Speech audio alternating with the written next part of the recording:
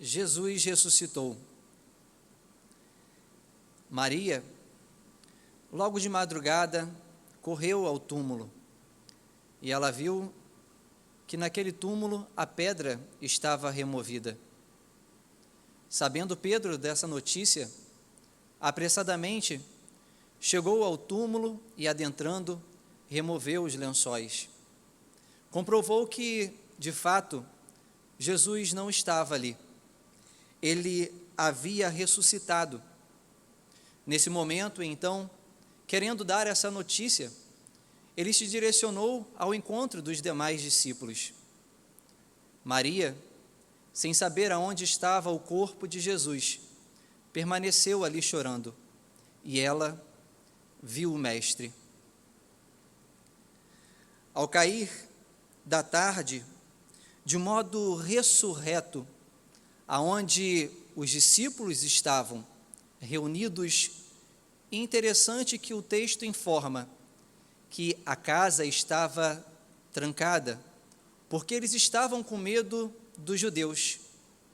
Mas Jesus apareceu no meio dos discípulos, dizendo: paz seja convosco.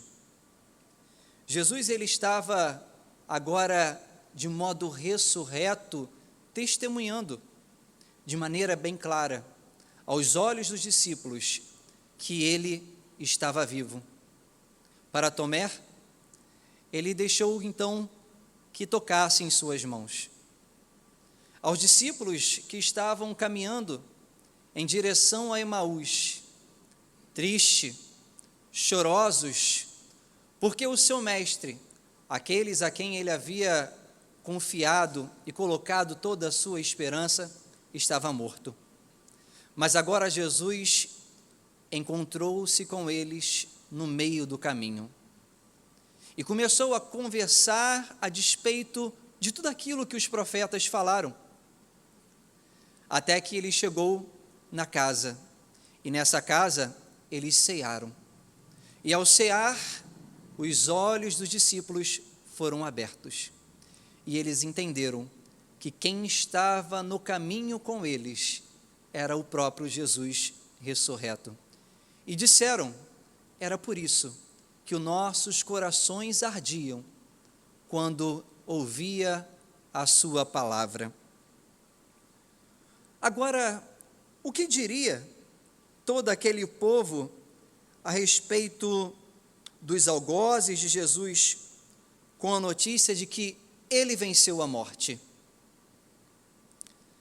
Seus algozes estavam preocupados e por isso pagaram até mesmo os soldados para dizer que os seus discípulos roubaram o corpo de Jesus.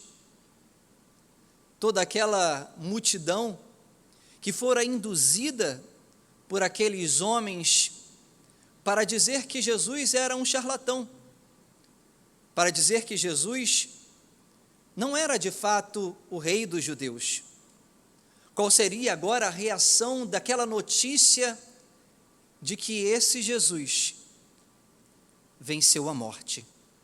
De que esse Jesus, do qual eles tanto falaram que preferiram soltar Barrabás, agora estava vivo e presente no meio do povo. Meus irmãos, todos os esforços e mentiras não seriam capazes de apagar a chama do Evangelho. Mesmo pagando os soldados, isso também não seria capaz de fazer com que a notícia, as boas novas, se propagasse. Nada poderia encobrir a verdade mais viva, mais clara, mais real, que vive até hoje em nossos corações e anda no meio da igreja.